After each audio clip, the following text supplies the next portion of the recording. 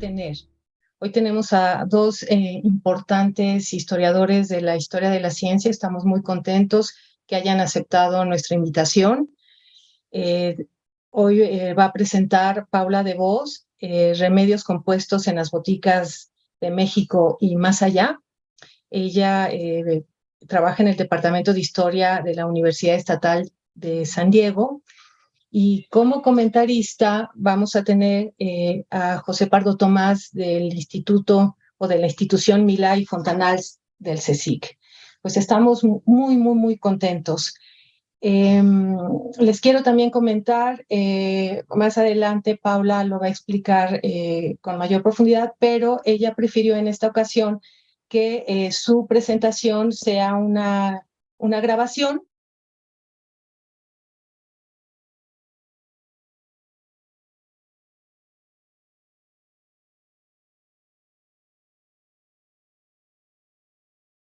México en vivo y a todo color.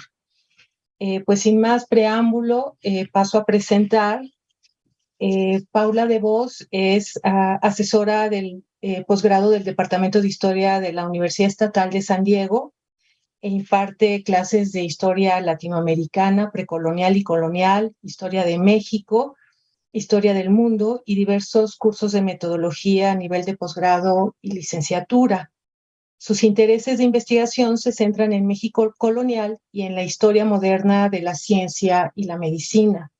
Su libro reciente, Compound Remedies, Galenic Pharmacy from Asian and Mediterranean to the New Spain, salió ahora recientemente en el 2020. Se refiere a la historia de la farmacia, la química, la historia natural y la medicina en México colonial y otros temas, evidentemente, que ella va a desarrollar más adelante. Este libro, en gran medida, se desprende de su tesis doctoral, The Art of Pharmacy in 17th and 18th Century Mexico. Ella, pues, ha publicado una cantidad importante de artículos relacionados entre la ciencia y la política del Imperio español en revistas como Journal of World History, Colonial Latin American Review, 18th Century Studies o Journals of Spain's Cultural Studies. Entre sus artículos más recientes, bueno, pues tenemos The Past and Future of the Early Modern Pharmacy History. En fin, tiene una lista importante de trabajos. De cualquier manera, nosotros los vamos a subir a nuestra página, o ya están, sí, porque Cris en eso es muy cuidadosa, para que ustedes los puedan consultar. Y sin más, daríamos ahorita inicio a la grabación.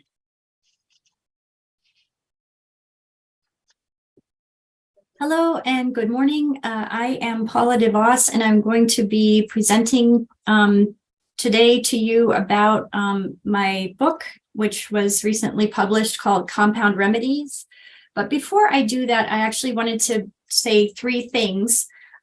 First is that, as you can see, I am speaking to you in English. I had wanted to do the presentation in Spanish, but I found that I just couldn't express the nuances and depths of my ideas as well in Spanish. And so I ultimately decided to present in English, and wanted to apologize to you because I had really wanted to do that, especially since all of the research and the reading that I did for the project, for the book, was in Spanish. So I'm sort of, translating from Spanish to English, and then presenting it to what I'm assuming is a largely Spanish-speaking audience. So I just wanted to make that point.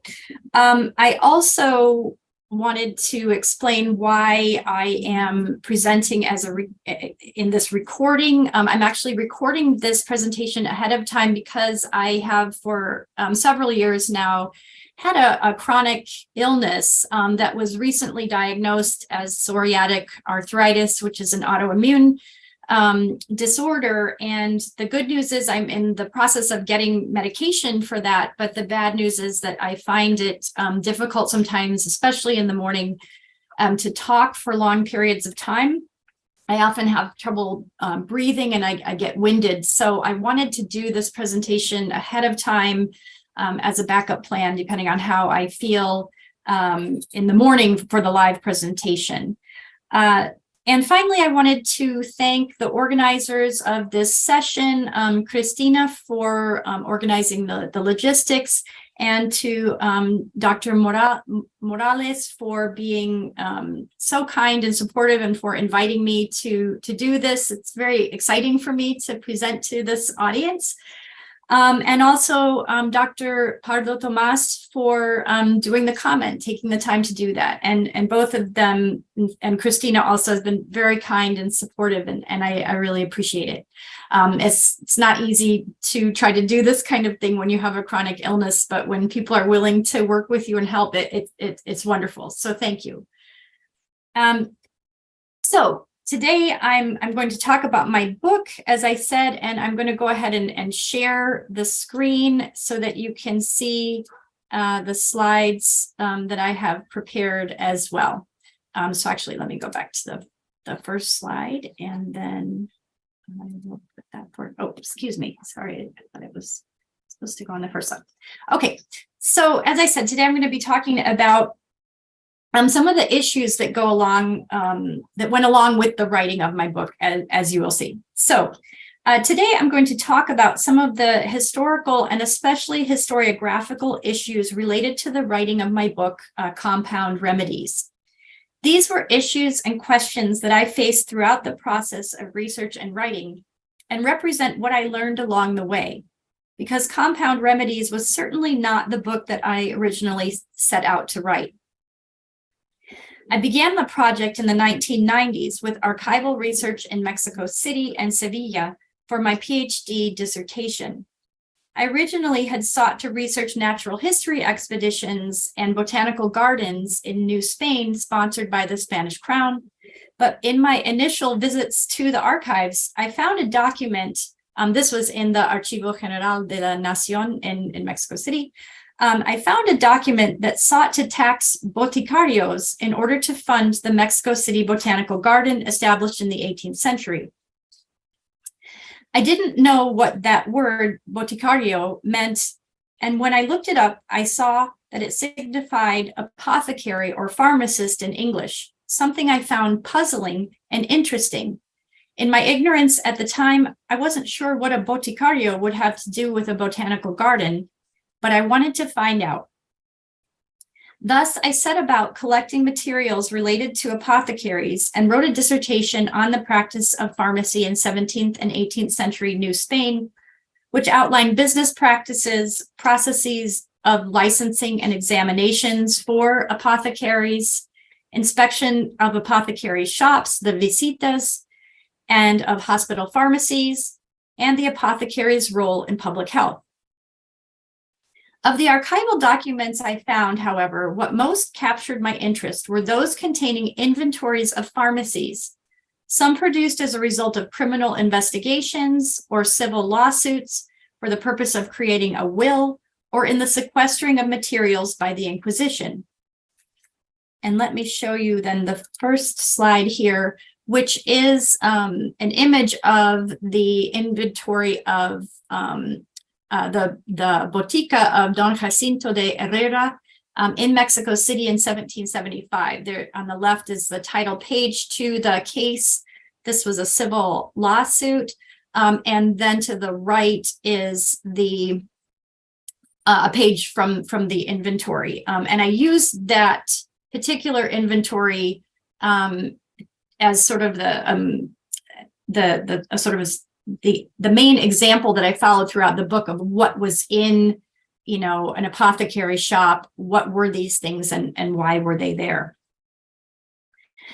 These inventories went on for pages and pages, listing hundreds of substances kept in the pharmacies, as well as equipment and books. And here I will show you then, here is a list of the different kinds of equipment or the aperos that were in this particular pharmacy. They included pots and pans, burners, ovens, spatulas, sieves, all sorts of things, bottles, tons and tons of bottles that were sort of listed in the inventory. And then here is the list of the books that were in Don Herrera's shop as well, which included some of the books that I'm going to be talking about a little bit later in the talk. Carried out by notaries, these inventories often took several days and amounted to several thousand pesos worth of medicines, often divided between simples and compounds. Simples being basically one kind of natural material, either plant made from plants, animals, or minerals. And then compounds were made up of a variety of simples that were mixed together and included things like ointments and syrups and things like that. For my dissertation, I was able to determine some of the most recognizable and easy to translate simples, herbs and spices still known and utilized today quite widely, including rosemary or romero, chamomile, manzanilla, cinnamon, canela, clove, clavo, nutmeg, nuez moscada, and ginger, jengibre, as well as common flowers like violets, violetas, and roses, rosas, and fruits such as oranges, naranjas, and lemons or limones. And then I took these inventories and I transcribed them and then sort of collated them as well. And here's just an example of one very minor part of Don Herrera's collection of simples in his pharmacy from 1775. These were the seeds, in fact, just some of the seeds that were listed in his inventory. And you can see that those also include some very common, still widely used and widely recognized materials, such as celery or anise, fenugreek, linseed, dill, or eneldo, sort of herbs and spices, again, that are still used today and quite widely recognized. Some of the compounds were also somewhat familiar, at least in their formulation, including syrups, pills, and ointments. I described these simples and compounds briefly in the dissertation, but didn't really understand what purposes they served as medicines, why they were there, and how they came to be in pharmacies in the first place. Additionally, there were dozens, really hundreds of simples that were not at all familiar to me, even in translation, as well as types of compounds that I had never heard of and of which I did not know how to make sense. It was clear early on as well that very few of the substances were native to New Spain or the Americas. And while there was some documentation of medicines brought to New Spain and then on to Manila in the Philippines, I found it astounding that such substances would be transported across two vast oceans or on mule trains over land as far as Chihuahua and California. I wondered to what extent the plant simples had been transplanted and cultivated in New Spain, and how and why simples were combined to form different compounded remedies, what they were, and where this whole array came from. In addition to the archival documents with pharmacy inventories were also 4 documents that included in them small bits of paper sewed into the binding of the volumes that included on them prescriptions written by apothecaries for a particular family or lists of medicines given to patients at hospitals, convents, or to prisoners of the Inquisition. And here, let me show you. This is just the title page to one of these cases that had prescriptions in it. This was a case from 1778-79 in which a boticario was providing medicines for the family of Don Bartolome Martos in Mexico City. And he was, I think, suing him because Don Bartolome had not paid him for the medicines. And then the prescriptions were used to prove, that he'd given this family all of these medicines. So this is the title page. And then these are just some photos of a few of the prescriptions. And these are photocopies from the archive that I brought home with me. And then you can see my highlighting in my notes. So I'm not writing on, on the original archival documents. These are photocopies. But here you can see these prescriptions were sort of often written as a mixture of Latin and Spanish with various abbreviations in them. So they can be kind of confusing to read. But the one on the left starts with a decoction.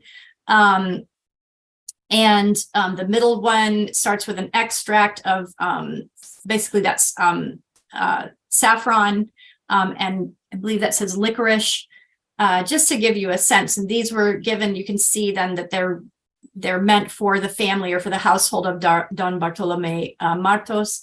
And then here are just a few more that you can see. And this one you can see more clearly in the third one from the left, the third prescription. It says aceite de comer, so olive oil. So in that they're using Spanish rather than Latin terms, or the pharmacist is. Anyway, these prescriptions, like the inventories, included hundreds, even thousands of different compounds prescribed to patients that in turn were made up of an even greater number of simples. And I went about then transcribing. So these are the 4 different cases, and I went about transcribing the lists of medicines that were included, the medicines that were included in the different prescriptions and lists of medicines. And this is just sort of a small sort of sampling of that. These are the compounds. And then I would go about figuring out from using official formularies or pharmacopoeias, what simples then were included in these compounds as well. So what were these substances and why were they being used? To what extent did the pharmacies in Mexico reflect those in Spain? And what was the tradition to which they belonged? Why, again, were these hundreds of non-native medicinal simples being stocked in pharmacies and prescribed to patients throughout the colonial era? I also wondered to what extent the practices and the substances of the urban pharmacies in New Spain were a product of the Spanish colonial tradition, and to what extent they were influenced by local practices and local medicines of the various indigenous traditions throughout Mexico. These were the questions that I wanted to answer, and when it came time to produce a book for publication, that was what drew my attention and ultimately what I decided to work on. From work done on pharmacies in Sevilla and Valladolid, here's one example. It was clear to me that the pharmacies in New Spain closely resembled those in Spain. So this is a book on 16th century Sevilla, in which the authors made an inventory of 7 different pharmacies in Sevilla, and then again compared, collated and compared the substances as well as the books and the equipment. And they very closely resembled what I was seeing in 18th century Mexico. The same was true for official formularies or pharmacopoeias, of which this is one example, the Pharmacopoeia Londinensis, or the London Pharmacopoeia. This is a 1653 edition, and again, extremely close correspondence with what I was seeing in actual pharmacies in 18th century Mexico. As I became more familiar with the official formularies that I just talked about, it also became clear that the substances in the Mexican pharmacies were quite similar to those named in official pharmacopoeias of Florence, London, Augsburg, and Paris, as well as Barcelona and many, many other cities. So clearly, this was a largely European tradition and one that did not reflect much in the way of indigenous medicines or practices from the Americas. But when I went to do basic research on that history, the works I found were often outdated or focused only on one national tradition rather than the shared pharmaceutical history that was increasingly becoming apparent to me. When I tried to get a better sense of what the simples in the pharmacies were and where they came from, I found no synthetic secondary work, and the same was true for the compounds. Some work had been done on chemical medicine, but no one had delved into what the medicines actually were or how and why they were formulated. Additionally, as I located and was able to read some of the books in the pharmacies that were listed in the pharmacy inventories, so again, this is the list of the books from the Herrera pharmacy, the towering figure of Johanna ibn Masawayh, anglicized to John Mesaway, a pseudonymic author of the 13th century, quickly became apparent. And so here's an image of Pseudo Mesaway. And the title page to 2 of his most important pharmaceutical works. But again, when I conducted what I thought would be a simple search as to his identity, again, I ran into a distinct lack of research in the field and a large amount of confusion as to his basic identity. It was clear, however, that the Arabic tradition he symbolically represented was absolutely crucial to the development of this pharmaceutical tradition. Recent works on and translations of medieval Arabic pharmaceutical texts further revealed great similarity, again, to the substances prescribed to patients in Mexico and held in Mexican pharmacies, and that this tradition, in turn, had been built upon the Greco-Roman basis for pharmacy in the works of Hippocrates, Dioscorides, and Galen, the tradition's namesake. For what I eventually realized was the Galenic tradition in pharmacy brought to New Spain's Hispanized urban culture under the Spanish Empire. Thus, I was faced with a decision. In order to understand, really understand what these substances were and how and why they were formulated as medicines, I was going to need to understand Galenic pharmacy, how it originated, and how it developed over time. And this would take me far beyond New Spain and even the Spanish Empire and far back in time. When I spoke to some US colleagues in the field about it, however, I was urged to stay in Mexico, get the book done quickly, and not delve into the, quote, rabbit hole or the unending questions that would be brought up, supposedly, by this larger project. Obviously, I did not follow that advice, and the book took several more years to write. When I began the peer review process for the book, however, I encountered some of the same critique, this time from Anglophone Europeanists who were dissatisfied by the lack of difference I had discovered between Mexican pharmacies and those of early modern Europe. They wanted to know what was different about Mexican pharmacies, and like some of my earlier colleagues, urged me to stay in colonial Mexico. Thankfully, others recognized the value and import of that approach, and the book was ultimately published. This process then brings up several historiographical and methodological issues within the field of the history of science and medicine in colonial context. I've identified 4 somewhat interrelated questions in particular that I will turn to now. So the first question is that there is a question of the extent to which colonial science and medicine, or knowledge production and discourses of nature produced within an empire, is somehow necessarily derivative of metropolitan, i.e. European, science and medicine. This goes back to the model set forth by George Basala of the, quote, dissemination of European science. Scholars have rightly challenged this, critiquing simple models of dissemination from of dissemination of European science from, quote, center to, quote, periphery, recognizing multiple centers of knowledge production and emphasizing the value and validity of indigenous epistemologies. In addition, those embracing the global turn in the history of science have urged that, like world historians who transcend traditional disciplinary fields and trace ideas and themes as they run their historical course, historians of science should also trace ideas, objects, and practices in transit, with a focus more on transmission and interaction, circulation and zones of trade, knowledge in motion, and far more crossing of traditional chronological boundaries as well. But the new models provided by the rejection of, quote, derivative colonial science and the global turn in the history of science still did not explain what I was seeing in the archival documents pertaining to pharmacies of Mexico's colonial cities. Indeed, when Galenic pharmacy was transported to the colonial cities of the Spanish Empire, it stayed largely intact, and in that way serves as a model by which to learn about a centuries-long Mediterranean tradition.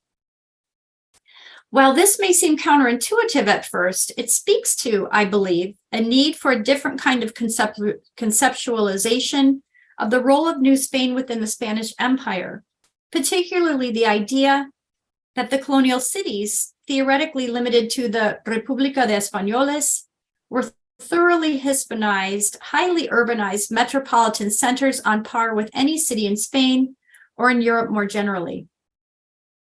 Mexico City, in particular, was a very wealthy metropolis with its own printing press, university, and medical school in the 16th century. By the 18th century, there were 34 boticas in Mexico City and 11 in Puebla and 105 throughout the viceroyalty altogether.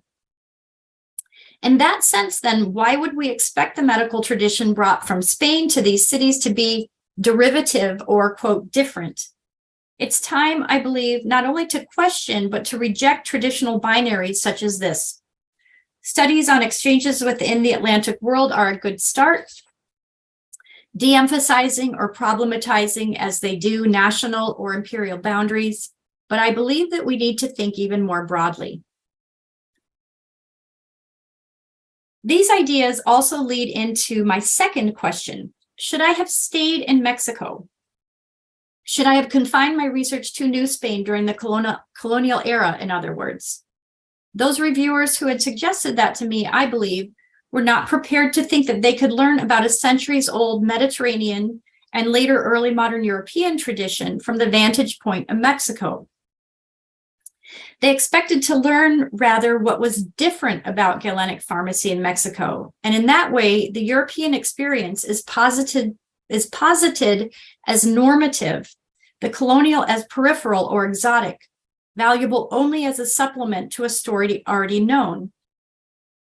We must continue to question and reject such assumptions, and in that way also reject allowing modern boundaries and borders, geographic, temporal, and disciplinary, to impose what seemed to me ahistorical and arbitrary limits on traditions that functioned within very different frameworks in the past. There is still the question, however, of the practical feasibility of longue durée studies that require knowledge of multiple languages and scripts, not to mention the need to read broadly in the secondary literature and understand multiple historiographical traditions. There is also the pressure to publish regularly in academia, which does not create a welcome atmosphere for studies that take many years to complete.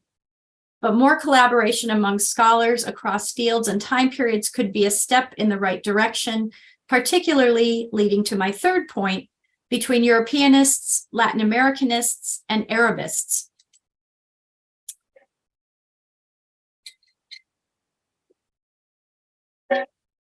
Indeed, my research quickly revealed the extreme importance of the Arabic medical and pharmacological tradition for Galenic pharmacy and for the development of Western science and medicine more generally. Indeed, the Umayyad and Abbasid caliphates that spanned from Central Asia to the Iberian Peninsula from the 7th to the 13th century, roughly, made crucial contributions to the Western knowledge tradition, to which historians of European science often pay lip service, but without, I would argue, delving into a deeper meaning. Indeed, caliphs sponsored a massive translation enterprise of Greek and Persian medical and philosophical works, with the development of technical and theoretical vocabulary and innovative research programs and writings, with a heyday in the 8th to the 11th centuries. During this time, major classics were by revered scholars such as Avicenna, Averroes, and others were produced that built upon and extended the Greek tradition in highly significant but largely unrecognized ways. These works were then translated into Latin in the 12th and 13th centuries in Italy and Spain, with an enormous impact on European scholasticism, theology, natural philosophy, medicine, and pharmacy, among many other fields, I should add. Early modern European medical scholars continued to utilize and revere Arabic scholarship in the early modern era, well into the 18th century, according to my research. If the impact of Arabic scholarship in medicine was so significant and pronounced, however, why is it not more widely and substantively recognized and treated by historians of science and medicine, in the Atlantic world tradition as well as the Mediterranean world? I argue that there are both intellectual and practical reasons. Intellectually, it reflects the influence of Orientalism and Orientalist constructions of East-West binaries and divisions, both a cause and a consequence of Renaissance humanism, which sought to recover original Greek works for translation that would, quote, purify them of the supposed taint of Arabic influence. The practical impacts of this intellectual tendency has meant that there is little overlap or communication between fields, and scholars of Atlantic world medicine and science do not generally learn Arabic or delve deeply into this history. In addition, there are remarkably few modern critical editions or translations of important Arabic works from this era in natural philosophy and medicine. Two glaring examples will serve to illustrate. First, Avicenna's Canons of Medicine, arguably one of the most influential writings of the Western medical tradition, consists of 5 volumes, only one of which has been translated into English in a modern critical edition, and even that is a few decades old and very hard to follow. Second, the Book of the Treasure, or the Kitab al-Tazrif, by Abu Qasis, a 10th century medical scholar from Cordoba, has never been translated from the original Arabic, and there's only one modern critical edition in Arabic, despite the fact that 2 of its 30 chapters, a treatise on surgery and another on the processing of medicines, were widely read and utilized in medieval and early modern Europe. This neglect is all the more palpable when one compares this to the case for Greek works, which are widely available in multiple critical editions and in multiple languages. So finally, turning to the 4th question, there is the question that I tried to get to in the book, but did not fully succeed, I believe. And that is the extent to which Galenic pharmacy mixed or not with indigenous traditions and the ways in which it extended or not beyond the Hispanized cities of New Spain. I found that a few Native American substances, such as guayacán or palo santo, picietl or tobacco, jalap, Michoacán, copal, were regularly incorporated into Galenic pharmacy, but these constituted only a small fraction of the incredibly rich and varied pharmacopoeia of the Nahuas, the most documented indigenous tradition from central Mexico. I looked into various documentations of indigenous medicine, mainly Nahua medicine, including the Florentine Codex from books 10 and 11, the Cruz Badianas manuscript, the Relaciones Geográficas, and the Index Medicamentorum of Francisco Hernandez, and found that these sources collectively named native pharmacological substances that were native to Mexico and utilized by various indigenous traditions, but mainly, as I said, the Nahua were the best documented. They were utilizing and naming substances that numbered into the thousands. But as I documented in a subsequent article, exploring these sources to understand pre-contact Nahua materia medica presented significant methodological challenges, and not only because they were all produced within the context of the Spanish Empire and at the behest of colonial authorities. I found, in addition, that there was little to no overlap between the substances named in the different sources, and a lack of systematization of the spelling and usage of the names of different substances. Thus, although the global turn in the history of science has done well to point to asymmetries of available archival materials, and has worked to understand and recognize indigenous epistemologies, examining reciprocal impacts of, quote, old and, quote, new world, intellectual, visual, and material cultures, there is still a fundamental question about the framework within which a Western Anglophone scholar such as myself functions, and the assumptions that I brought to my research. The assumption in this case that I would find a codified overlapping list of pharmacological materials in a, quote, Nahua pharmacopoeia or a Nahua pharmacology. And when I did try to make sense of my findings, it was largely within the context of Spanish imperialism, which materials became cash crops, which were incorporated into the Galenic pharmacopoeia, and which were exported to Europe. So I was that's how I sort of went about organizing and understanding them, rather than trying to understand or get at the fundamental value that these substances had within, say, Nahua communities, or how they understood these substances. These are issues that scholars must continue to think about and address if we are to understand Galenic pharmacy outside the colonial urban centers of New Spain, the Medicina Casera, written about by religious friars such as Gregorio Lopez, Agustín Farfán, or Juan de Steinefer. But luckily, scholars such as Angélica Morales are doing fine work in that area.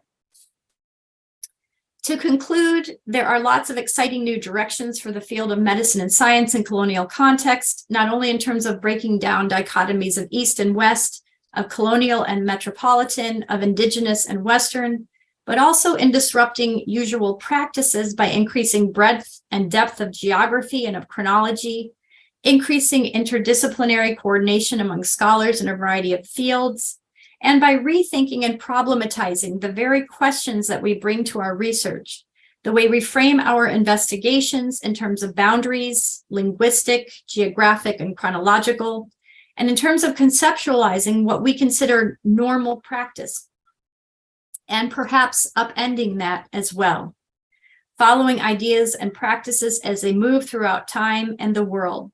That is the way that history progresses, no matter how the professionals who document it may practice. Thank you.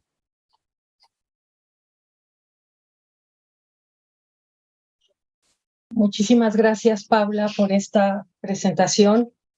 Es sumamente interesante todo el recorrido, toda la reconstrucción que haces de cómo llegas a definir, redefinir no solo tus temas, sino la elaboración de este libro.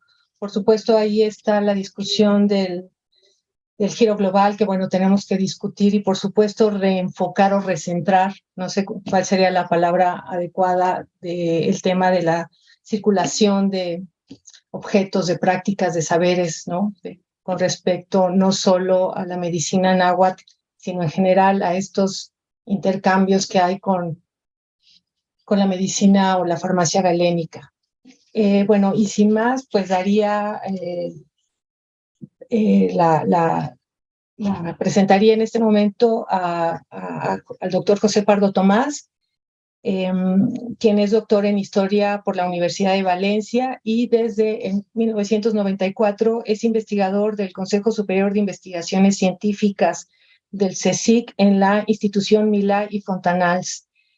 Ha sido investigador invitado en universidades, en diversas universidades en Italia, Alemania, Francia, México, Chile y Estados Unidos. Ha dirigido varios proyectos de investigación dedicados a temas de historia cultural de la medicina y de las ciencias de los siglos XVI al XX.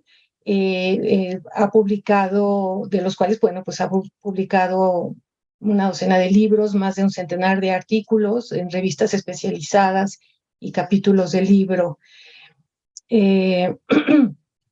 Sus líneas de investigación abarcan la historia del libro científico en la Edad Moderna, el movimiento novator, en los orígenes de la ciencia moderna en España, en los siglos XVII y XVIII, también la circulación de saberes y prácticas científicas en espacios urbanos, principalmente los teatros anatómicos, los gabinetes de curiosidades, los jardines botánicos y los museos de historia natural, y la circulación de conocimientos sobre la historia natural y materia médica americanas, tanto en Europa como en las Indias Occidentales, en especial en la Nueva España. Y sin más, doctor José Pardo-Tomás, tienes la palabra. Gracias, Angélica. Yo debo comenzar por agradecer al quinteto itinerante, a Adriana, a Angélica, a Carlos, a Laura y a Cristina, esta nueva invitación a intervenir, esta vez como comentarista, en una sesión de este seminario, en el que desde su inicio he encontrado siempre un foro de discusión excepcional, donde se ofrece siempre mucho que pensar y mucho que aprender. Aprender, pensar y discutir. 3 cosas que de nuevo ha suscitado en mí la intervención de Paula de Vos, a quien agradezco muy sinceramente el esfuerzo físico también, ¿no? Y los diversos envíos de materiales que ha ido haciéndome para la preparación del comentario desde hace unas semanas. Comienzo pues por lo de aprender y acabaré con lo de discutir, tras mucho pensar. Espero que se note, aunque quizás solo se refleje en un cierto caos debido al estado de ideas deslavazadas de lo que voy a decir. Algunas las he escrito, fruto de la lectura de su libro, Remedios, y otras, bueno, también de la lectura de los artículos y de los documentos iniciales que Paula me pasó, y otras son necesariamente improvisadas, surgidas mientras escuchaba la intervención ahora. Una intervención cuyo tono y sentido me ha parecido especialmente sugerentes, pues ha partido de una reconstrucción tremendamente honesta del itinerario intelectual que le llevó a publicar Compound Remedies el año pasado. Que no solo un itinerario intelectual que no solo ha rehuido, sino que ha afrontado directamente insatisfacciones y cuestionamientos del propio trabajo, así como de la historiografía, o quizás sería mejor pluralizar, las historiografías con las que ha tenido que lidiar para defender un proyecto suyo, para formular sus propias preguntas y trazar una metodología también propia para formular las respuestas que ha considerado adecuadas a esos interrogantes. Mi vecino se ha puesto a hacer bricolaje justo en este momento, o sea que si sentís algún martilleo es absolutamente inoportuno, porque son las 7 de la tarde casi en España, pero le ha debido entrar ahora la gana.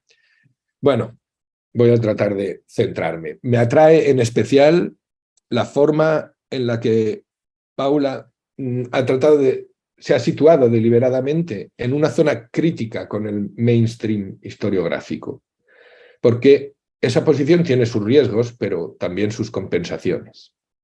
Y es una posición que contrasta con el recurso fácil, demasiado habitual por desgracia, de discutir contra una historiografía absolutamente caduca, una especie de luchar contra molinos de viento, pero jugando con la ventaja de saber que de antemano no son gigantes, que es una estrategia que ayuda a situarse confortablemente en la zona consolidada de la historiografía de moda de turno y seguir pareciendo renovador.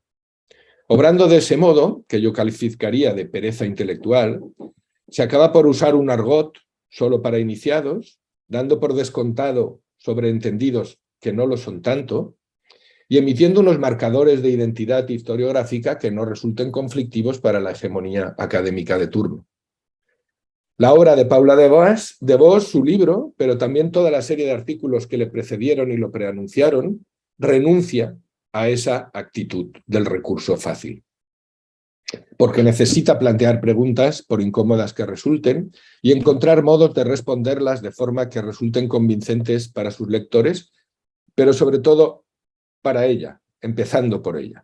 Es importante tener en cuenta, pues, el punto de partida, tanto como el recorrido largo y complejo que le ha llevado a mantener sus actuales postulados, que no son un punto de llegada, puesto que el libro publicado el año pasado abre nuevos interrogantes y traza futuras perspectivas que será necesario abordar de modo quizá colectivo e interdisciplinar, como ella misma propone. No voy a pretender aquí resumir lo que Paula ya nos ha contado de la trayectoria que le llevó a... Perdón, voy a darle al contador. Digo que no pretendo resumir aquí la trayectoria que le llevó a escribir Compound Remedies, sino centrarme más bien en esas 4 cuestiones historiográficas y metodológicas que ha sintetizado al final de su intervención de hoy. Quiero recordar, de todos modos, algunos puntos claves de esa trayectoria. Cómo empezó por interrogarse sobre el mundo de la botica y el universo de los boticarios de finales del siglo XVIII en la Ciudad de México, e insisto en este punto de coyuntura, finales del siglo XVIII y Ciudad de México, en donde una serie de documentación le llevó a preguntarse sobre las prácticas comerciales, la regulación de las boticas, los exámenes y las visitas de boticas, el papel de los boticarios en la salud pública, y donde el hallazgo de esos inventarios, bien procedentes de procesos penales o inquisitoriales, o bien procedentes de los protocolos notariales, de los testamentos y de los inventarios post-mortem, le llevó a preguntarse fundamentalmente sobre el origen de las centenares o miles de sustancias que aparecían en esos inventarios. Y la sorpresa de encontrar orígenes mayoritariamente no americanos y que presuponían un transporte transoceánico caro y complicado del arsenal terapéutico a disposición de los habitantes de la Ciudad de México en ese momento de finales del siglo XVIII. Y preguntarse hasta qué punto, cómo y por qué esos simples y esos compuestos, de dónde procedía y de a qué tradición respondían. Hasta qué punto las boticas mexicanas reflejaban las españolas y la comparación con Sevilla y Valladolid, o con las farmacopeas oficiales de ciudades europeas como Florencia, Habsburgo, Londres o París. Esta era el inicio de la trayectoria y de las preguntas. Y luego vino la decepción sobre la historiografía circulante al respecto de estos temas, ¿no? Y yo creo que buena parte de su diagnóstico es compartido. Encontrar trabajos desfasados o centrados en tradiciones nacionales, que es una escala que no tiene ningún sentido en el periodo en el que estamos hablando. O la ausencia de trabajos de síntesis, ni sobre los simples, ni sobre los compuestos, ni sobre la farmacognosia galénica, solo algunos sobre medicina y medicamentos químicos a partir de los siglos XVII y XVIII, ¿no?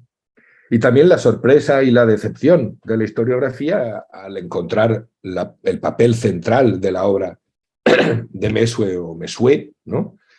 Sin investigar ni siquiera su identidad confusa, ¿no? Es a lo crucial de la tradición árabe con base a la grecorromana de Hipócrates, Dioscórides y Galeno en la configuración de esa farmacia galénica de larguísima duración.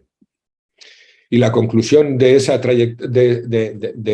estudio es que lo que había en esa documentación era la farmacia galénica llevada a la cultura urbana hispanizada de México. Insisto en la expresión cultura urbana hispanizada de la Nueva España. Eso daba lugar a la afirmación de que en el fondo se trataba de más de una historia farmacéutica compartida, Shared Pharmaceutical History, dice Paula en su libro, una historia realmente más compartida que enfrentada o desarrollada a espaldas de otras. Así es que esto debía ser tratado a escala global. Para De Vos, esta conclusión plantea varias cuestiones historiográficas, que son las que ahora pasaré a comentar en mi intervención, y trataré de concluir, si el tiempo me lo permite, espero que sí, con algunas cuestiones críticas. Vamos a ello, pues. Disrupt binaries, o lo que yo traduciría como romper las dicotomías, ¿no? Ese podría ser el lema común a las 4 cuestiones que nos plantea Paula. Centro, periferia o metrópoli, colonia es la primera de esas dicotomías, pero también podría ser leída como una invitación a romper dicotomías. La segunda, una propuesta de romper la dicotomía entre escala global y escala local. Y también la tercera de las cuestiones podría ser como romper la dicotomía Oriente-Occidente. E incluso la cuarta, donde en el fondo se nos propone, o quizá me gustaría pensar que eso es lo que se nos propone, romper la dicotomía indígena-foráneo. Pero vayamos a la primera de esas cuestiones. Cuestionar la dicotomía colonia-metrópoli, la dicotomía centro-periferia. ¿Hasta qué punto la medicina colonial deriva de la metropolitana? Aquí se alza inmediatamente la larga sombra o el fantasma del difusionismo que ataca de nuevo, ¿no? Y creo que Paula argumenta muy bien esa cuestión. No se trata de replantear un difusionismo absolutamente caduco, historiográficamente hablando. Se trata, sin embargo, de pensar en que hay mecanismos por los cuales la medicina metropolitana y la medicina colonial no solo dialogan, sino que se encuentran enquistadas en determinados núcleos a uno y a otro lado del Atlántico. El giro global sin duda ayuda, pero, y cito textualmente aquí, traduciendo lo que escribe Paula sobre los límites de ese giro global, porque, cito, los nuevos modelos proporcionados por el rechazo de una ciencia colonial meramente secundaria o subsidiaria, ¿no?, y el giro global en la historia de la ciencia siguen sin explicar lo que está viendo ella en los documentos de archivo relativos a las farmacias de las ciudades coloniales de México. De hecho, cuando la farmacia galénica fue transportada a las ciudades coloniales, acaba la cita, del Imperio Español, permaneció en gran medida intacta. Fin de la cita. De ahí deriva su afirmación sobre la necesidad de un tipo diferente de conceptualización del papel de la Nueva España dentro del Imperio Español. Y no limitarse a esperar que sea simplemente derivada o diferente.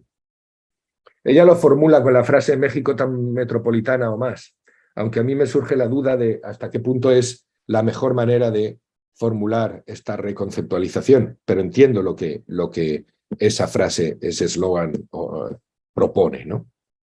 Y así pasamos a la segunda de las cuestiones metodológicas e historiográficas, que es la de cuestionar la escala, tanto la escala nacional, ¿no?, con la que la historiografía sigue, o sobre la que la historiografía sigue obrando y proyectando hacia un pasado en donde esa escala nacional no tiene ningún sentido, y también la periodización tradicional que limita la investigación.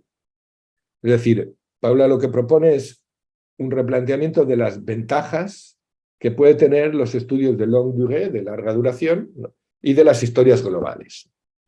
Y aquí la cita es muy clara también, y abro comillas. Sigue existiendo la cuestión de la viabilidad práctica de los estudios de longue durée.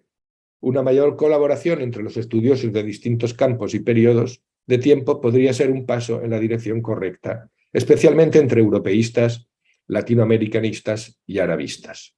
Volveré sobre esta cuestión de la longue durée en la parte crítica de mi intervención al final. Pero ahora lo que interesa es que esta cita y esta propuesta de conectar con las tradiciones del arabismo y de los estudios arabistas, me parece que permite plantear esa tercera cuestión de las aportaciones árabes medievales a la tradición galénica occidental. Y en cierto modo, como apuntaba antes, eso nos llevaría a cuestionar la tercera dicotomía, la dicotomía Oriente-Occidente, hija de un orientalismo que no ha traído más que desvíos o ¿cómo se dice?, sesgos en la mirada historiográfica hacia el Oriente, ¿no? Replantear, por lo tanto, una herencia árabe también en México, en todo el mundo hispánico, a través de la medicina renacentista española. No solo Mesue o Mesué. Encuentro interesantísimo esto del peso de la farmacopea medieval árabo-musulmana en América. Aunque quizá habría que atribuir, y esta es una pequeña defensa, permítaseme, de mis autores favoritos, digo que habría que matizar la atribución de la culpa o de la responsabilidad al humanismo renacentista en el ocultamiento del peso de la erudición árabe y hebrea, por cierto, en la configuración de la farmacognosia y la terapéutica galénicas. Quizá es más culpa de la historiografía sobre el humanismo médico que de los humanistas del periodo, ¿no? La obra de Nancy Siraisi, por citar un libro emblemático ya de 1987 y que se cita en la bibliografía de Compound Remedies, abrió ya hace tiempo una crítica muy bien fundamentada en este sentido, ¿no? En el sentido de la retórica acerca de los barbarismos de la medicina árabe en la medicina renacentista europea.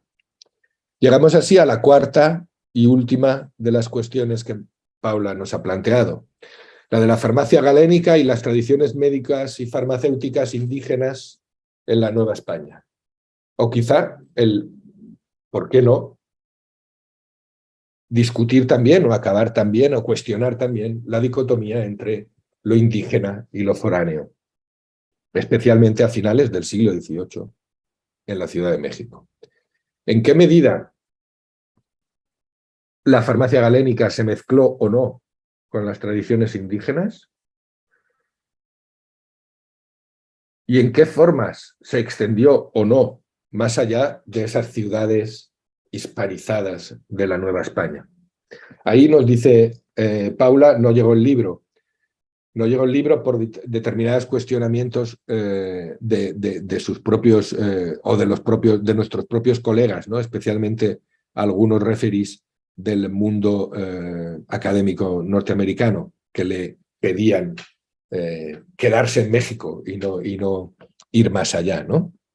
Pero lo cierto es que el resultado de su investigación y lo que incluye el capítulo 4 de Compound Remedies y también un artículo clave de 2017, anterior, por tanto, al libro, acerca de los retos metodológicos que planteaba el intento de sintetizar una farmacología náhuatl, ¿no?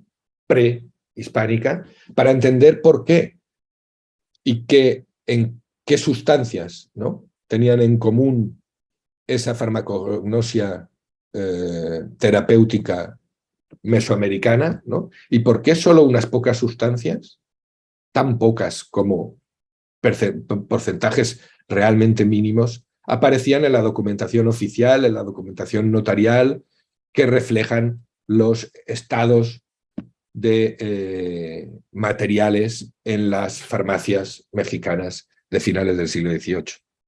Ella apunta que falta mucho para hacer en el terreno de la medicina doméstica y señala justamente que afortunadamente estudios como los de Angélica Morales y algún otro están haciendo un buen trabajo en ese área. Pues en eso es en lo que habría que seguir, ¿no?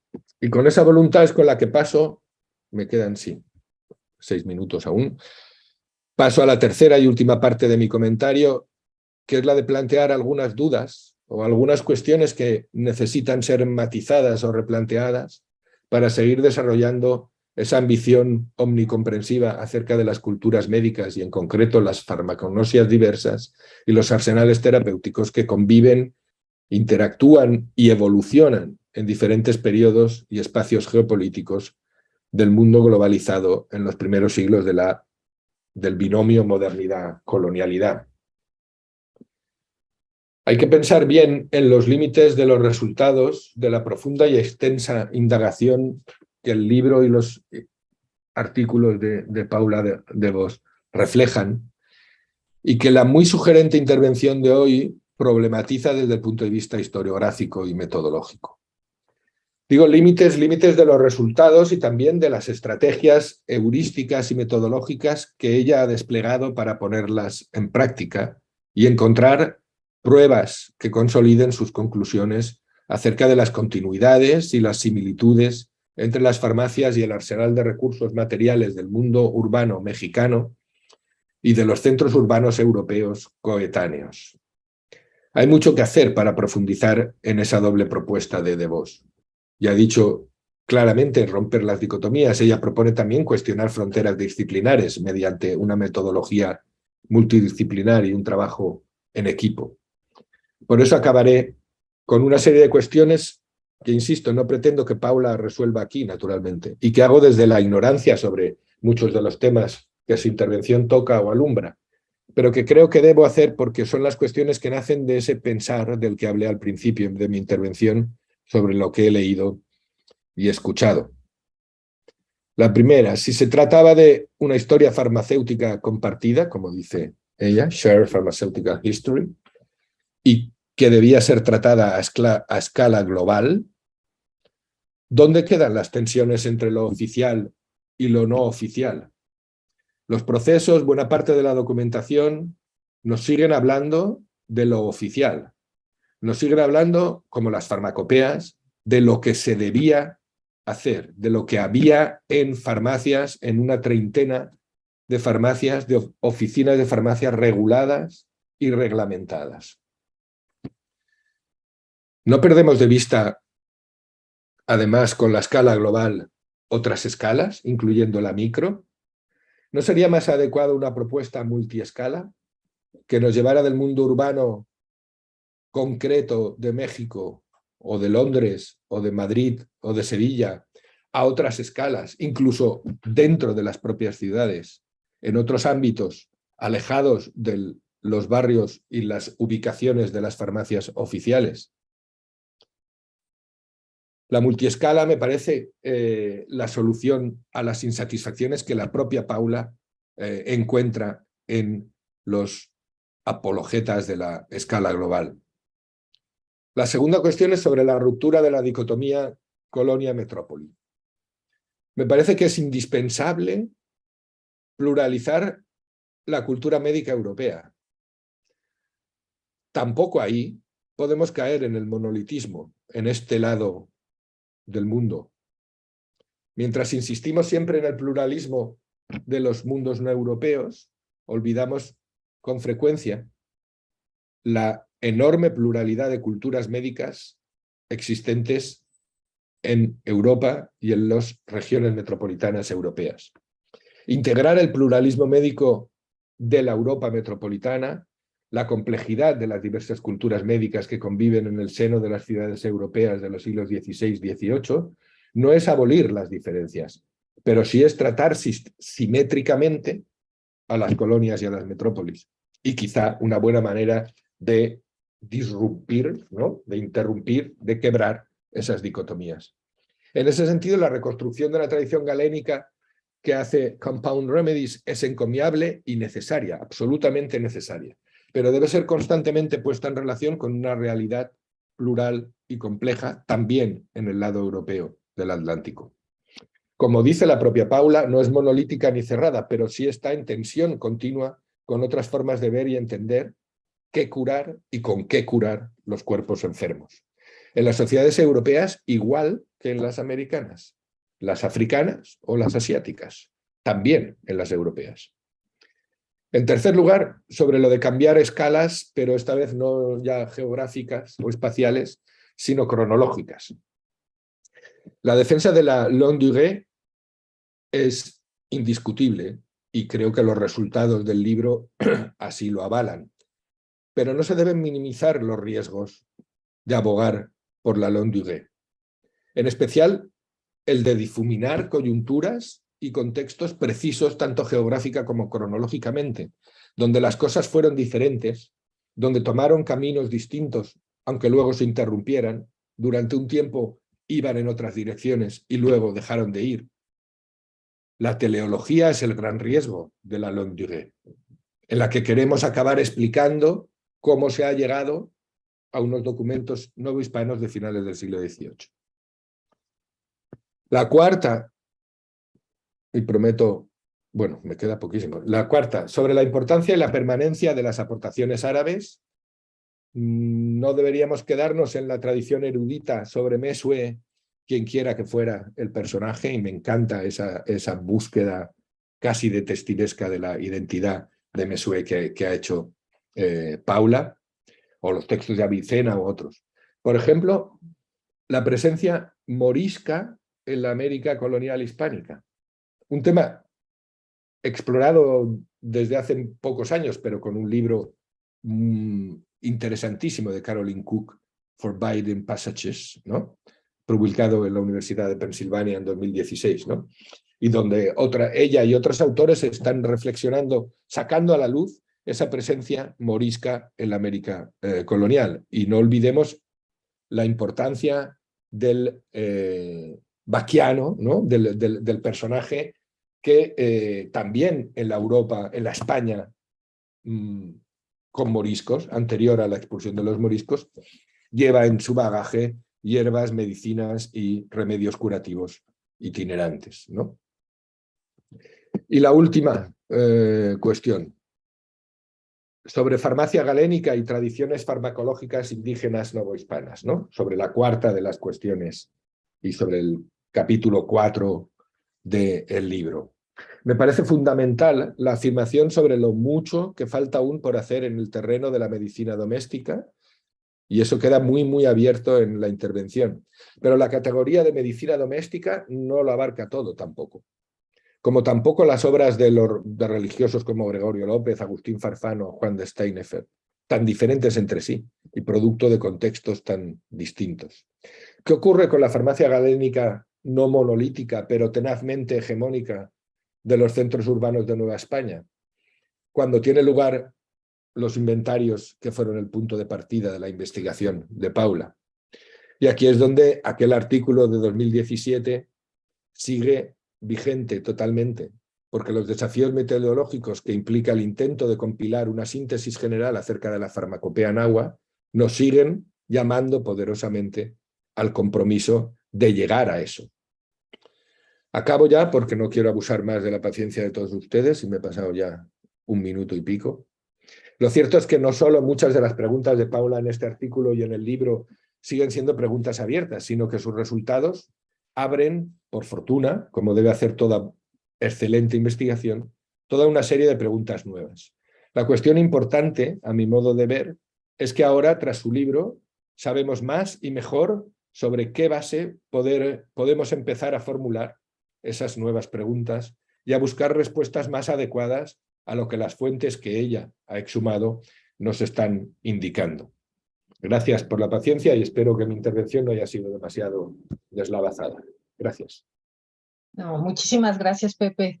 No, por supuesto que no. Yo creo que pones ahí los puntos en las IES y bueno, yo creo que dejas planteadas varias preguntas y sin más le daría a Paula la palabra para que responda y comento que una vez terminado esta primera ronda, bueno, también abriremos el espacio para que los asistentes, tanto en Zoom como en Facebook y en el canal del CSIC, puedan formular sus preguntas.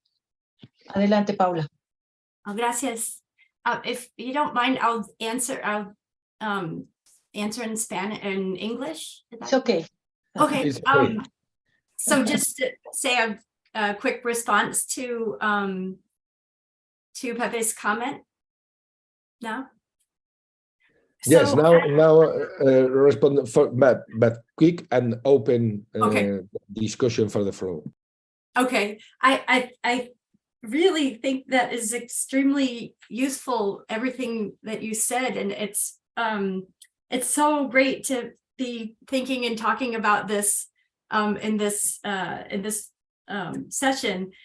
I will say I think everything that you said makes perfect sense, and as you were, as I was thinking about it, I think that the official, not official, this city versus countryside, local, the pluralism in Mexico City itself of the different sort of medical traditions is all, these are things that just need to be explored further, and that I hadn't actually thought about the official, not official, but that's absolutely part of it. And one thing I'll just add too is when I did the research for my dissertation, it was clear that even though there were laws in place and a boticario had to have a license, a great percentage of the boticarios, even in Mexico City, were not licensed, or the widows were running the pharmacy, and they had all these reasons why, but there was an unofficial practice that was going on all the time as well, even within official pharmacy. And this is definitely a study of just what I always think of as sort of I think these pharmacies were treating only a small percentage of the population, and it's mainly, I always assumed, Spaniards, colonial officials, although you do see some evidence of people from different castas who are coming into the pharmacies, but it really is a study of that, not getting into depth of how did medicine work within various sectors of the population. It's really, I think, a more of an official study. So anyway, that's what I'll say for now, but this is excellent. And the Moriscos too, I had not thought about that. Yes. Thank you. ¿Sería todo, Paula? Pepe, Sí. ¿tienes algún comentario? No, podemos ¿No? abrir Okay, el debate si queréis. Le agradezco mucho a Paula su comentario. Sí, estoy totalmente de acuerdo con lo que señalaba sobre la riqueza de pensar, ¿no?, más allá de lo oficial y preguntarse también por qué existe tanta presencia de la farmacología galénica en la llamada medicina popular actual. Basta asomarse a los estudios etnofarmacológicos actuales, hechos en estudios de campo en México, y darse cuenta que buena parte de lo que allí se maneja son conceptos galénicos y son maneras de entender cómo actúan las hierbas, los remedios y los compuestos que son puramente galénicas y que están expresadas en medios sociales, rurales, alejados teóricamente de esa medicina oficial. Y sin embargo, el galenismo está ahí, ¿no? Por eso señalaba yo esa riqueza de escalas y de ámbitos, ¿no?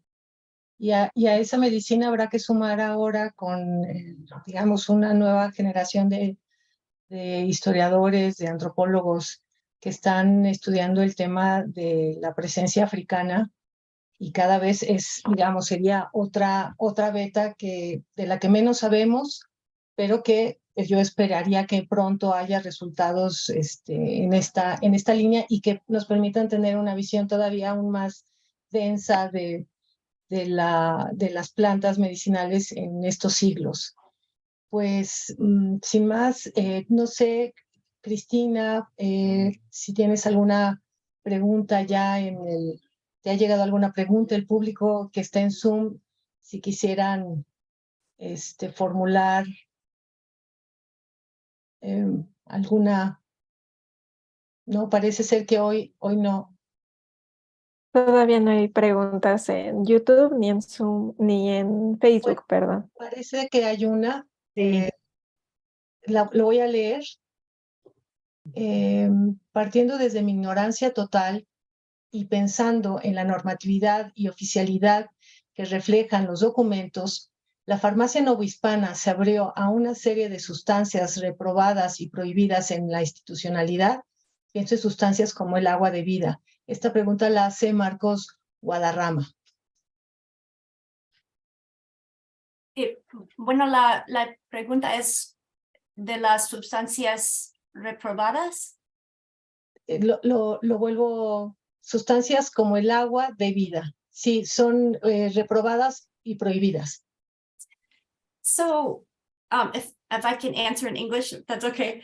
That's an interesting question, and I found that there were certain substances that could provoke a miscarriage or basically an abortion for women. Those were, forbidden.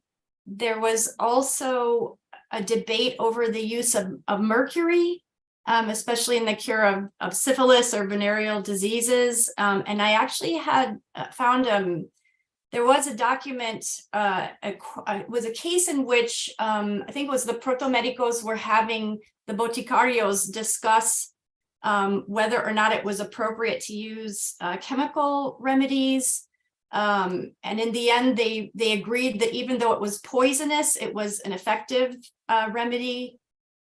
And then with the agua de vida, is that sort of like distilled alcohols, like where you're, say, distilling wine to get even more powerful sort of alcohol or spirits. That's interesting. In the Middle Ages, sort of in medieval Europe, distilled alcohol was considered a panacea, this great, cure that was going to sort of miraculously cure everything. Because it had such an immediate impact on the body, they thought this was an evidence that it was really healing, just like a purgative that's going to make you, vomit.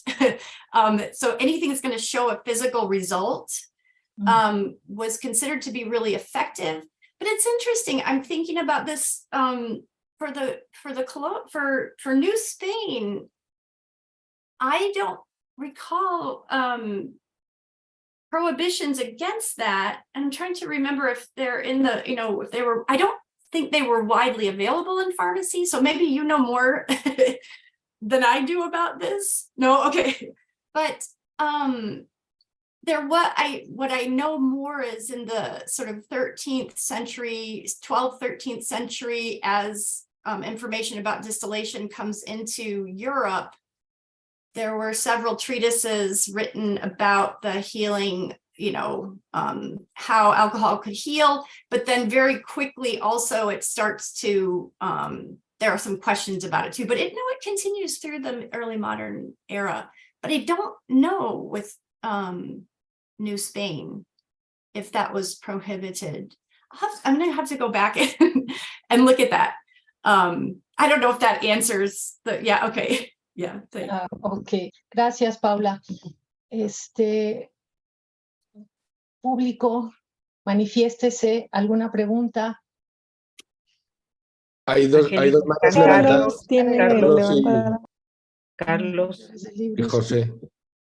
Hay una Sí, pregunta. tenemos dos levantados la mano, yo y José. Bueno, Sí, adelante. entonces, A ver, hago mi pregunta.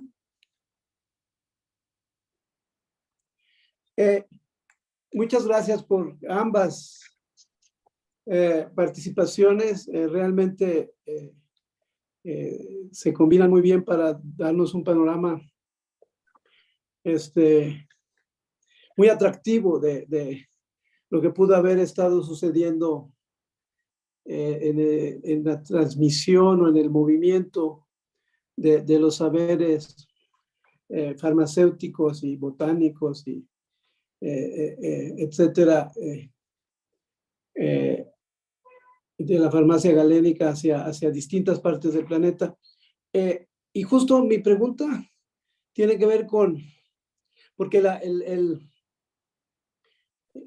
el panorama o el diagnóstico que nos pinta la presentación de Paula, yo no he leído su libro e inmediatamente intentaré leerlo pronto porque realmente he quedado muy intrigado.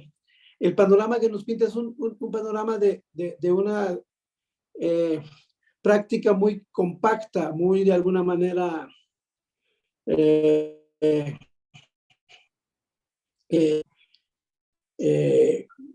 fuerte inercia respecto a la conservación de los tipos de remedios, de los tipos de preparaciones, aunque estas se están moviendo o se están esparciendo.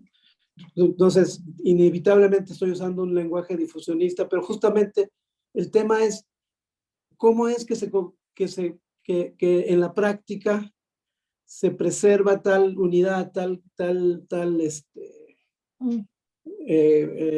sí. Entonces, es un poco, me gustaría saber qué idea tiene sobre el papel, por ejemplo, que juega los libros, lo que está escrito, el papel que juega la transmisión directa de los saberes a través de una linaje de discípulos, maestros que aprenden unos de otros. Es decir, ¿qué es lo que le da esta cualidad de alguna manera de permanencia con porosidad, con posibilidad de ir incorporando, como nos dices, distintos remedios y distintos procedimientos locales?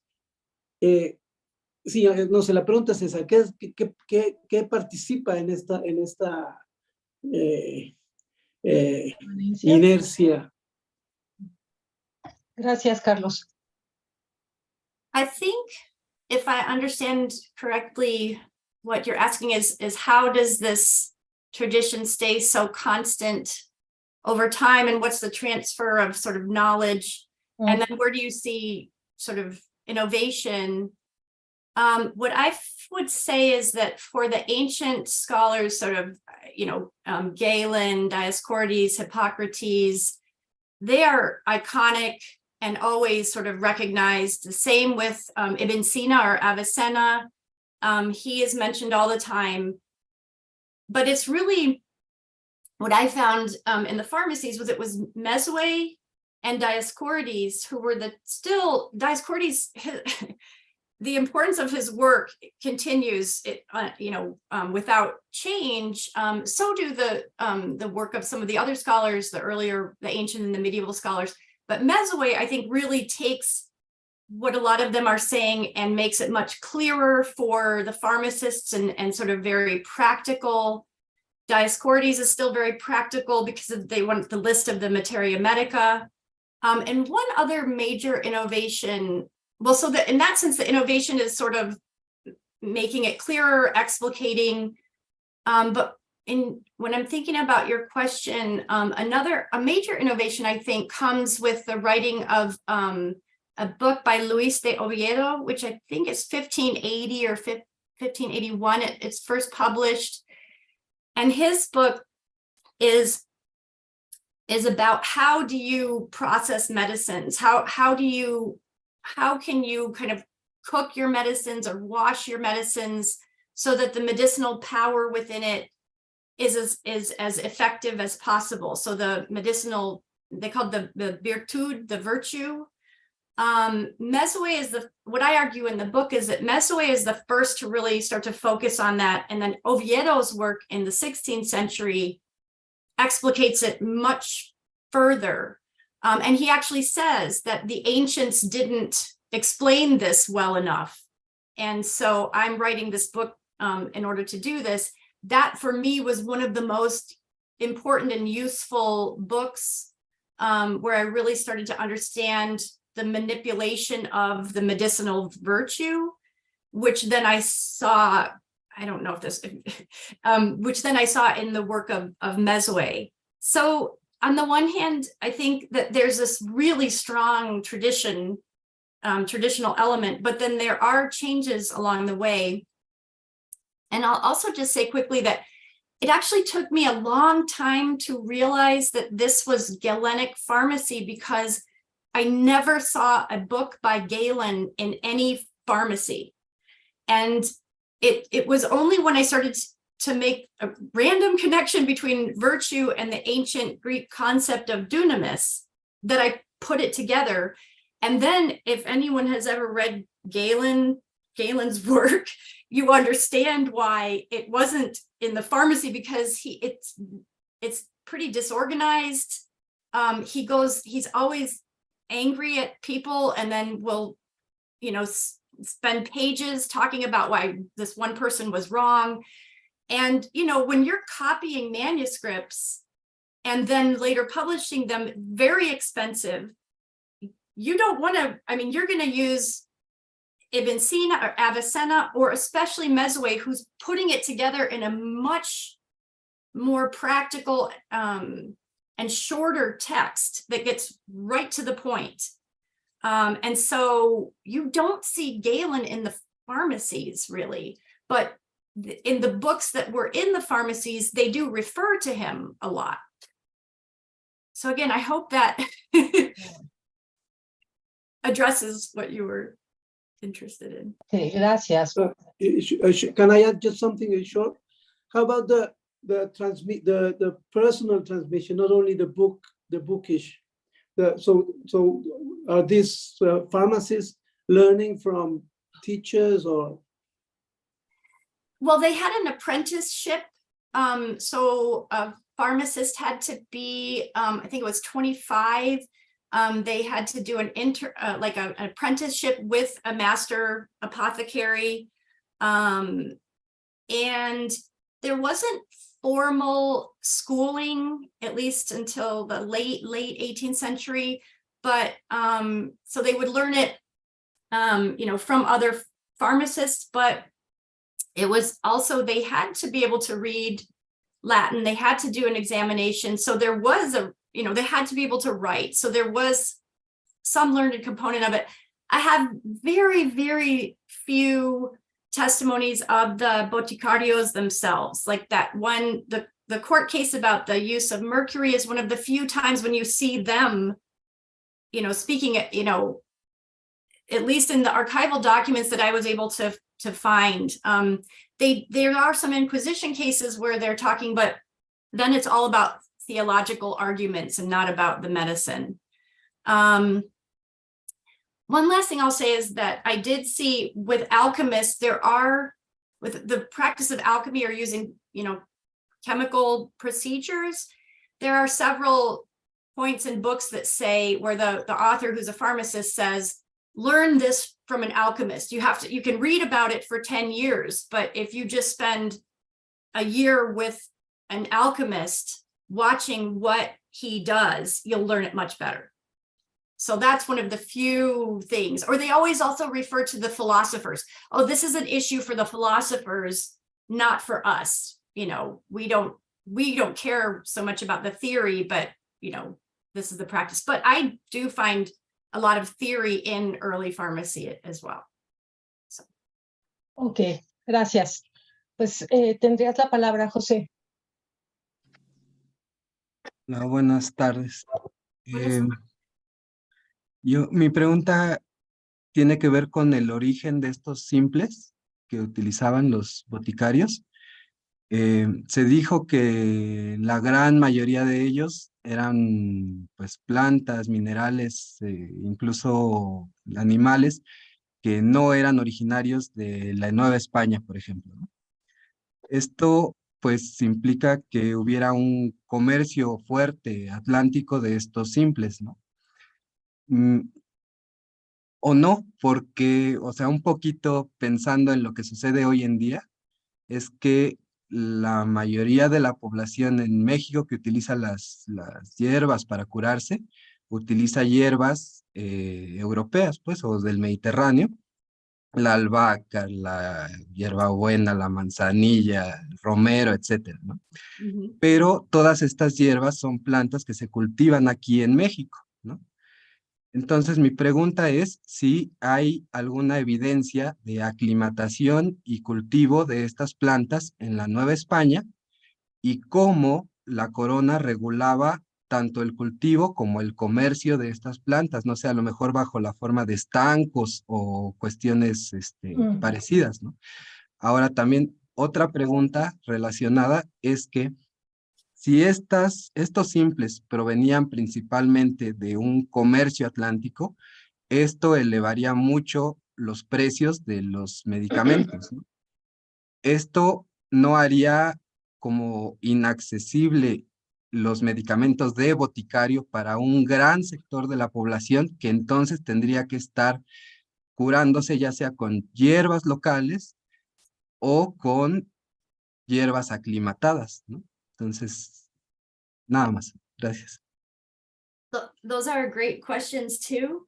I will say that a chapter that didn't make it into the book was about, how do these simples get to the Americas? Or, sorry, this is when I have with my illness, my mouth gets really dry actually, so it can be hard to swallow. Anyway, so I have a chapter about that. And what I found was that many of the simples were and they were trying to transplant simples to New Spain from the very, with Columbus actually brought cuttings of various kinds of plants with him. And that a lot of the plants were successfully acclimatized in New Spain. And I looked a lot at sort of what was cultivated in gardens and missions and presidios, trying to figure this out. And there was in the, Suma de Visitas, there's evidence of, okay, how well are these things growing? And I found tons of peach orchards of orange trees, peach trees, lots of roses being cultivated. So lots of things that were part of what I would say is the Galenic pharmacy that they're trying to bring over. But there's also certainly an agricultural component to it where they serve as food as well. And that's where I think I had also noticed that in sort of modern day curandismo, even in what's now the United States, New Mexico, Arizona, it's all these Galenic or Mediterranean simples that were then transplanted to New Spain and then become appropriated by sort of the folk traditions or curanderismo that would be considered very, very, very specific to Mexico. So there's that. And then as far as prices, yes, I kept expecting that this would make, well, let me just back up. The spices, things that came from the Middle East were often not able to, or Southeast Asia, the Spice Islands, those were not easily, they couldn't transplant them. They tried, but they couldn't because the climatic conditions are so specific. And so I always expected the spices to be more expensive. But one thing I've never been able to figure out either is if you look, well, I did compare some prices for medicines, how expensive would they have been, or especially medicines that included spices.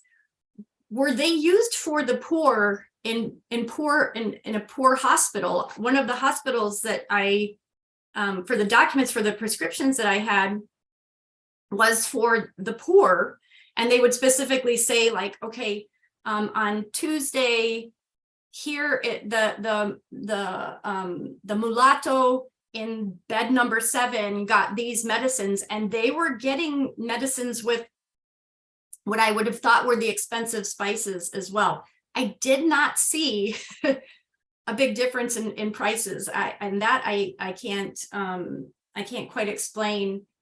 And what was the other thing I was going to say? Oh, and one other thing I will say is that there was a tax that you had to pay a customs tax or sales tax on simples, but not compounds, because simples could be sold as commodities, whereas compounds were known to be only for as medicinal. So, and the boticarios were always complaining that they had to pay that. I think it was the alcabala. Anyway, an import, an import tax or a tax on these substances. So. Okay. Okay. Gracias, Paula. Sandra. Sí, Sandra, perdón. Sandra. Hi, Paula. Thank you for your chat.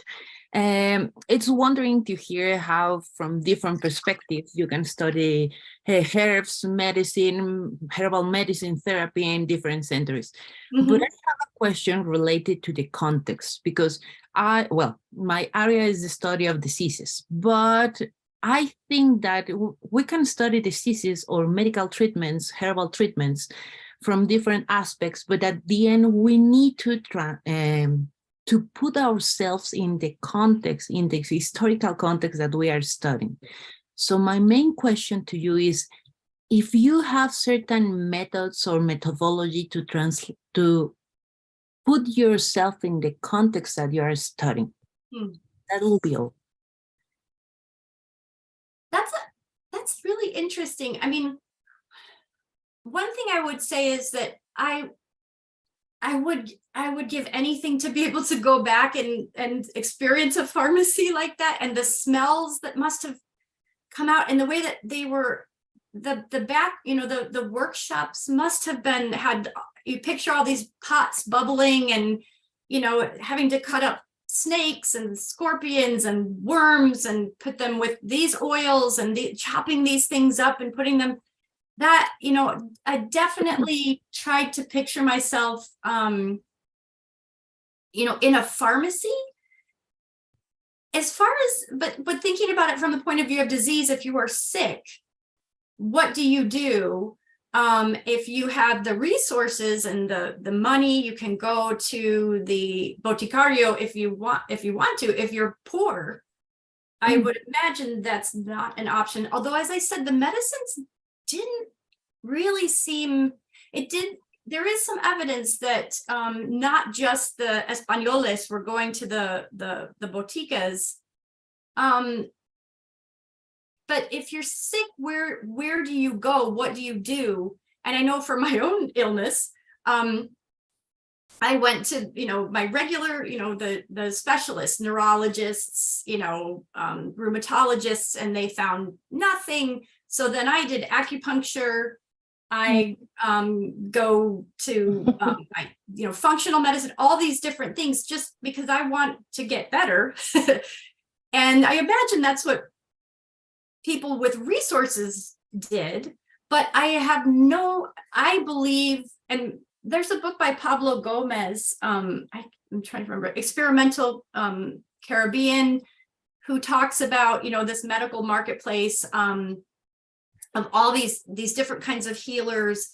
And I have no doubt that, as I said, I think that the boticas were a small, superficial layer, or just one small place where people would go to get medical care.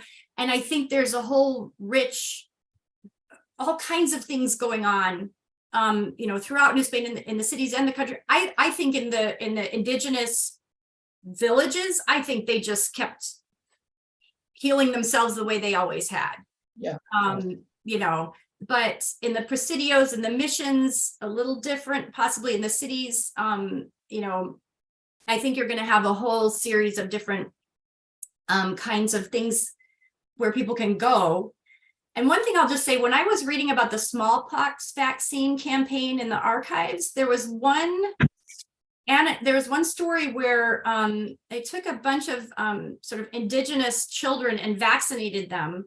And then their mothers took the children and ran to the botica, to the closest botica, and asked the boticario to cure the children of the vaccine. That's the only mention I saw of boticario in all the vaccination records. But again, why would indigenous women go to the apothecary unless this is considered, a Spanish, a colonial affliction, the vaccine, and then you get a colonial remedy? I don't know, but I just think there's a whole history that's being written. I mean, there's Aguirre Beltran, there's certainly some really important, works done by Mexican scholars, but I think that I think there's still more to be done. So. Thank you. You're welcome. Bueno, Aide, tienes ahora sí la palabra. Gracias. Buenas tardes a todos.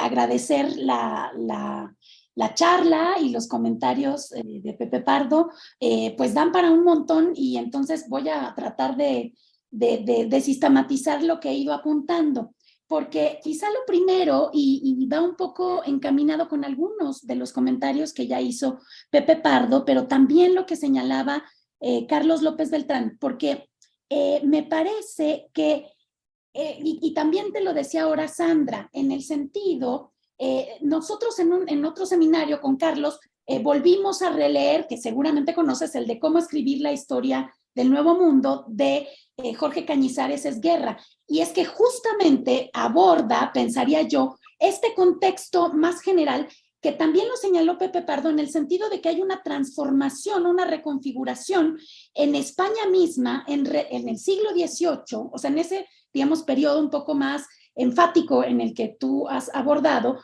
y entonces hay una reconfiguración, digamos, también en el sentido filosófico e histórico, que como tú también has señalado, Paula, quizá, o sea, había esas conexiones entre esos saberes, y eso hay ahí como un cambio. También la cuestión de la modificación, lo señala Cañizares Esguerra, en ese siglo en particular, de esta transformación de la fiabilidad de las fuentes indígenas. Entonces, ¿qué tanto pasa eso? O sea, lo que él está planteando en ese libro respecto a lo que tú estás señalando. Y luego, claro, en estas rupturas de los binomios, que a mí me parece interesante pensar desde la historia global y de la longue durée, sí, quizá más que hablar de historias globales, de historias conectadas, que también, como ya lo dijo Pepe Pardo, tienen tensiones y asimetrías, porque, digamos, se está dando ahí siempre una serie de intereses que atraviesan todas estas discusiones como en cada lugar. Y, digamos, una también cuestión, y que a lo mejor seguramente conoces, tú ahora hablabas de los scholars, o sea, digamos, que trabajan ciertos temas, porque la cuestión de lo árabe, del Islam en México, ha sido muy trabajada, seguramente si lo conoces, por un historiador, aunque digamos él no hace historia de la farmacopea ni de los remedios, y apunta más bien a una historia global, pero es Hernán Taboada. Él, digamos, es historiador, luego hizo una maestría justo en este Centro de Estudios de Medio Oriente del Colegio de México y el doctorado en estudios latinoamericanos, pero tiene pues una serie de libros sobre la sombra del Islam en la conquista de América, ya ese tiene desde el 2004.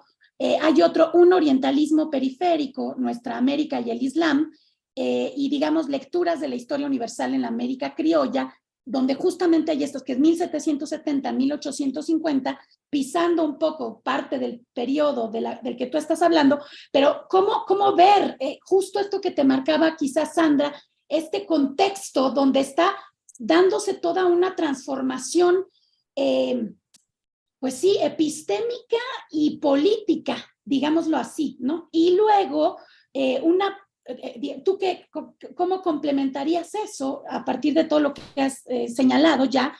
Y otra pregunta, que tampoco conozco el libro, pero se antoja muchísimo leerlo, y que a lo mejor se me escapó ahora que tú estabas exponiendo, mi inglés no es así súper, no es lo mejor, pero sí, lo decías ahora cuando hablabas de algunas cosas, pero también, digamos, ¿qué medicinas para qué corporalidades?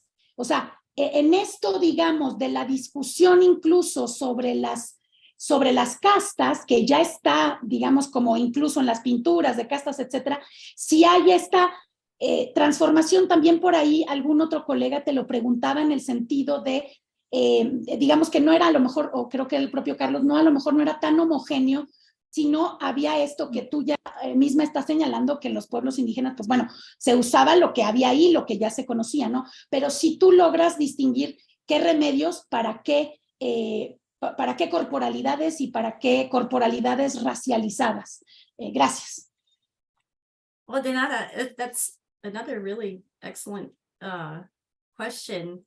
I would say just for the medicines, what I did not find, what I could see as any real difference between what would be prescribed to, say, a criollo or an español versus mulatto, morisco, castizo, mestizo. And that was surprising, but it was also because it could be because those were only, what I was looking at was charitable institutions where the state or the church is caring for these people. I think that's something to explore further, because I really don't know. I did talk about some of that in my dissertation. And also boticarios had to have limpieza de sangre. But once in a while they would make exceptions, and others could, I think there's a case where a mestizo becomes a boticario. But I think that's something to study more. I didn't know about this book that this author that you are referring to, and I have to go. I need to get that right away, because this is my current book. I'm working on a new book project where I'm looking into the history of the dunamis versus the virtud medicinal, and looking at the history of that concept more. And I've actually started to learn Arabic. I started I should say it's still going on, but the pandemic, I took classes at my university in Arabic because I could do it over Zoom. And I just thought, if I want to really read these things, I need to know the language, at least to some extent. So I'm really interested in that. And then as far as the 18th century, I think that, if I understand, you're saying, especially the late 18th century with the Enlightenment, with the Bourbon reforms. I mean, there's major reorganization of a society going on. I did not, as far as Galenic concepts, and the four humors, the qualities, to explain disease, that doesn't seem to change much. Again, people studying more disease and the body will know more than me about that, but from the point of view of pharmacy and the way they're explaining things, I mean, the Estein affair it's all humors. I mean, it's there. I mean, that part doesn't seem to change. What I did find, and what I wrote about for my dissertation, was lots of reforms and changes to the protomedicato, which was the medical board that oversaw, all of the the official medical professions. And the Crown, I'm trying to think, the Crown was trying to dissolve it. In fact, abolished it several times. And then during the wars of, the independence, then it is reinstated, then it's abolished. And I actually have a chapter on that for the book that I never made it either. It was too long. And I need to go back anyway, but that's where I found the most changes. But I will say for pharmacy, probably the most important part of that was that they take a work by Felix Palacios, the Palestra Farmacéutica, which was first published in 1706 in Madrid. That becomes basically the official pharmacopoeia that the boticarios are supposed to follow. And when you have a visita, you would take that and say, okay, you need to have this, all of these medicines, and they had to fill prescriptions, make medicines according to that book. And then it comes out as the pharmacopoeia, what is it? I'm trying to remember, Matritense and Hispana. Those are, that it becomes sort of, and they reorganize it and it changes, but that's the first time that you see an official formulary for the boticarios. The Protomedicato was going to do that in like 1593. I think they have a law saying we're going to make an official list of medicines they have to have, but then it never happens until really, I think it's like the 1720s. Yeah, somewhere around there. But as far as it was interesting, the Bourbon reforms didn't seem to affect practice from what I could tell very much, but it also could just be lack of kind of documents too. So, yeah. Muy bien, Paula, gracias. Bueno, la última pregunta que tengo acá es de Idalia García. Ella pregunta, dice, Paula mencionó algunos, lo leo, Paula. Paula mencionó algunos inventarios de libros y ella dijo que estos se integraron serán incluidos más tarde. ¿Podrías ahondar más en esto? Pregunta Idalia García. So the books in the pharmacy, sort of what was found there? Supongo que sí. Actually, this kind of relates to the 18th century. So the inventories I had were only from the 18th century. The prescriptions, I have an Inquisition document from 1592, and then several prescription lists from the 17th century.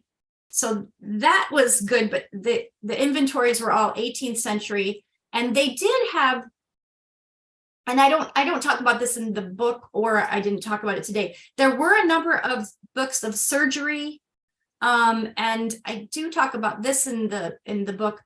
A number of works on chemical medicines, but for the most part, the boticarios seem to rely on Mesue, the book by Oviedo, Dioscorides, but in the the new translations by Mattiolo or Laguna.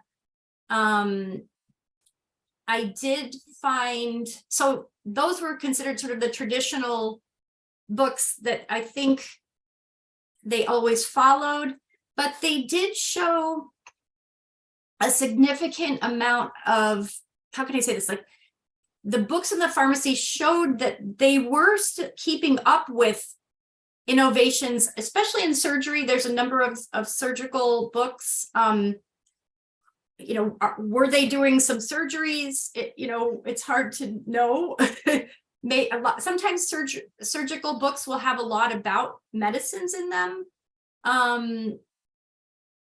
but they also were very open to chemical techniques and chemical medicines as well. And that goes against, I think it was Alan Debus wrote an article at one point about how Paracelsus and chemical medicines, Spain didn't pay any attention to that for, a century. It comes late. I didn't find that at all. I actually think that from my experience, what's going on in Spain and in New Spain is they're very open to using chemical techniques. And as early, the earliest inventory I had was 1725, and there's a distilling apparatus there, an alembic. So they're distilling medicines. So that, I think that's what I would say, that you see tradition. I mean, in the sense of Mezoe is really what they always are referring to. Mezoe is well into the 18th century.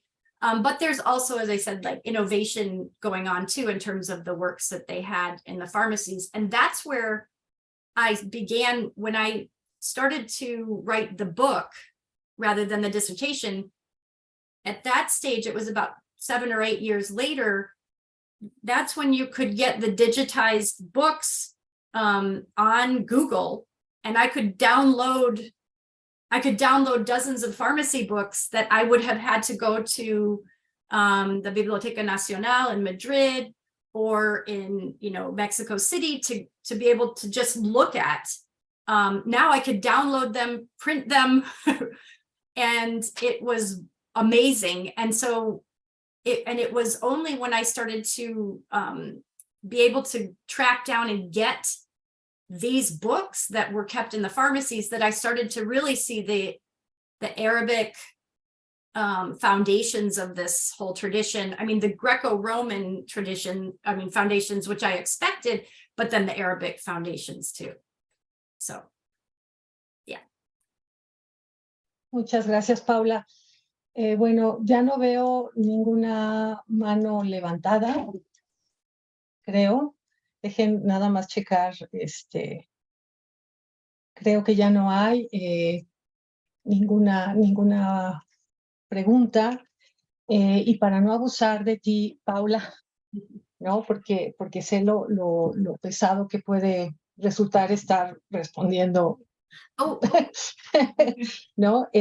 Pues bueno, no me restaría más que agradecer, por supuesto, tu participación en esta charla, por supuesto los comentarios de Pepe y de todos los asistentes. Creo que ha sido una sesión muy rica, muy interesante. Están ahí planteados muchísimas preguntas y líneas de exploración que tenemos.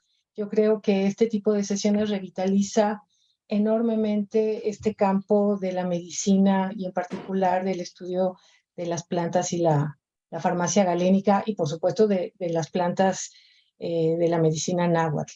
Y ya, si me permiten, solo haría un anuncio muy importante. Ya nuestra última reunión del Seminario de Itinerantes está convocada para el día 6 de diciembre. Va a ser una sesión híbrida, se va a realizar en el CSIC, en la UNAM. Tenemos como invitada a Colly Hayden. Ella nos va a presentar una charla sobre el genérico espectacular, los medicamentos y la semipolítica en México. Los comentarios en esta sesión van a estar a cargo de Yetro Hernández Barrones, así que pues no se lo pierdan, será nuestra última reunión del año de Itinerantes. Y también les queremos avisar que en enero, bueno, tendrán también los resultados, bueno, nos tenemos que poner a trabajar sobre la convocatoria para el 2023, ¿no? Las presentaciones que se van a ir realizando el año que entra. Y sin más, pues les mando un abrazo a todos. Muchísimas gracias, Paula, de nuevo, Pepe, por estar aquí en esta sesión. Muchísimas gracias. Gracias a todos, a todas.